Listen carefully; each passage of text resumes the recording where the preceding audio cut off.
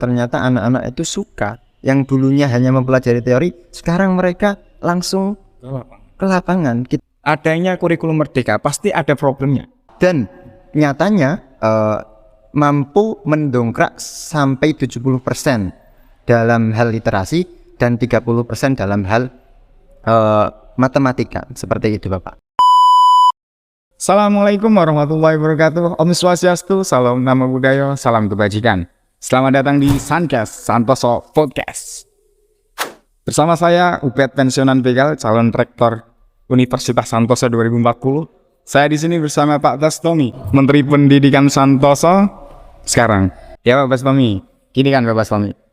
Setiap ganti menteri itu kan kurikulum kita itu selalu ganti Pak Bastomi. Iya, Selalu ganti. Dari yang KTSP, K13 sampai yang sekarang yaitu kurikulum merdeka. ya. Gitu. Itu apa sih yang melatar belakangi adanya kurikulum merdeka? Serta apa itu kurikulum merdeka sendiri Pak Baston?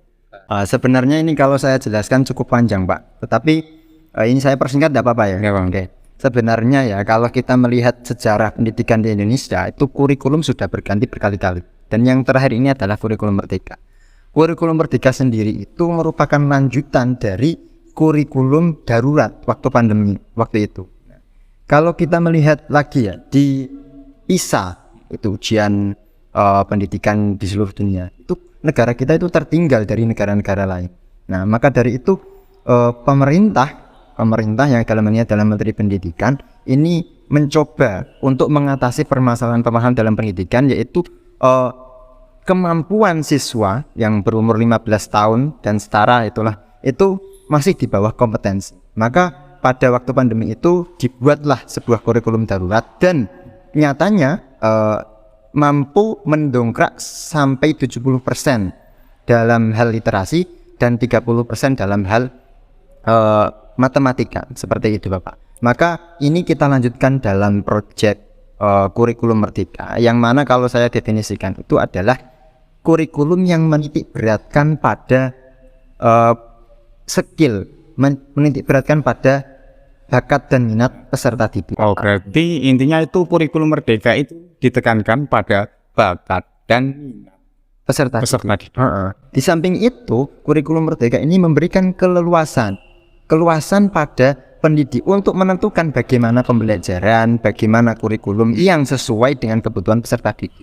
Begitu. Selama ini kita kan selalu dijojoi dengan teori-teori, kemudian berbagai pelajaran yang kadang sendiri kita tidak paham. Maka dari itu kita tidak tahu praktek di lapangan bagaimana.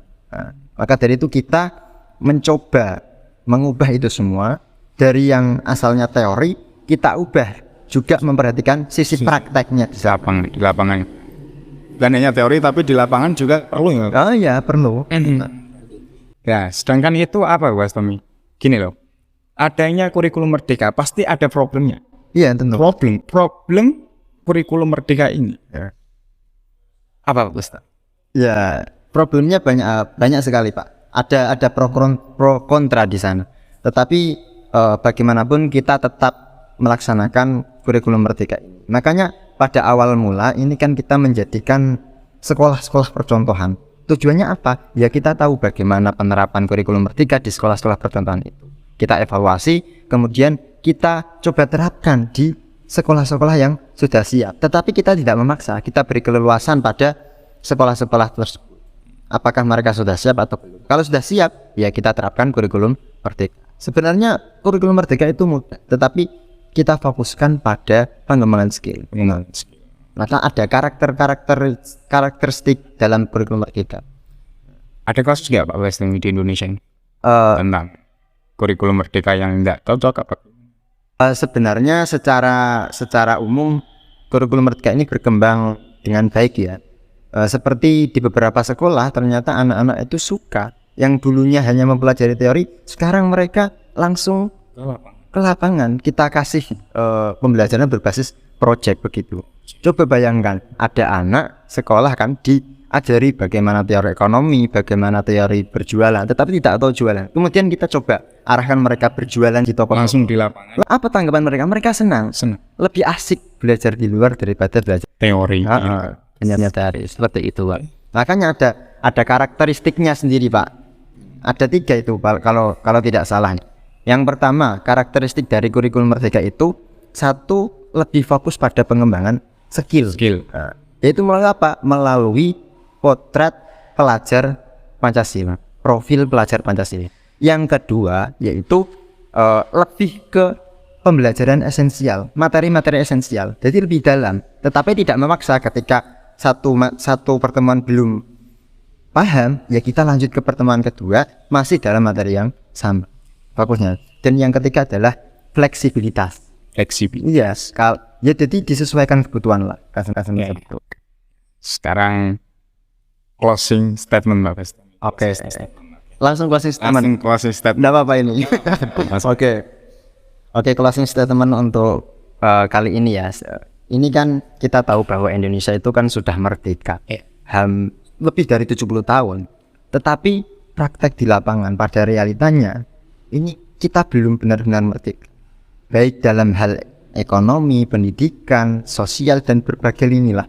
Maka kurikulum Merdeka ini kita coba untuk mencapai satu kemerdekaan dalam belajar dan kemerdekaan dalam mengajar. Maka dari itu merdeka belajar, merdeka mengajar.